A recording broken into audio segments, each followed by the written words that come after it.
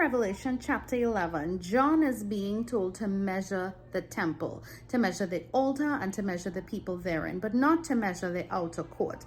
This is the temple that will be in existence during the time of the tribulation. You see, right now the Jewish people don't have a temple. Temple number 1, which was built by Solomon, was destroyed by the Babylonians. Temple number 2, which was modeled by Zerubbabel, that one was actually destroyed by the Romans. There is no temple. The actual Temple Mount, this right now is being occupied by the Dome of the Rock. They don't have a place. So the Jewish people have everything in place to rebuild the temple, but they don't have a place to rebuild it because the Dome of the Rock is there. So we know that in the future there needs to be a temple. There will be a temple. Go and read the book of Revelation. You will see it. The Antichrist will be operating from the temple. So that tells us that either the temple will be rebuilt during the tribulation, or it could even start and happen now. We just know that it will need to be fully functioning during the time of the tribulation for the Antichrist to rule and reign from there. Now, why did the Lord tell John not to measure the outer court?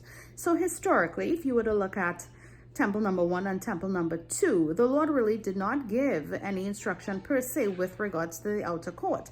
The outer courts were built and modeled and designed for the Gentiles, not for the chosen people, not for the covenant people.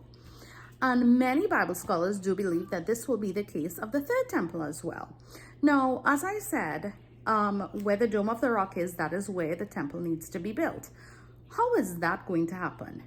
I believe this is where the Antichrist comes in. I believe that he will have some type of deal that he will strike up between all parties.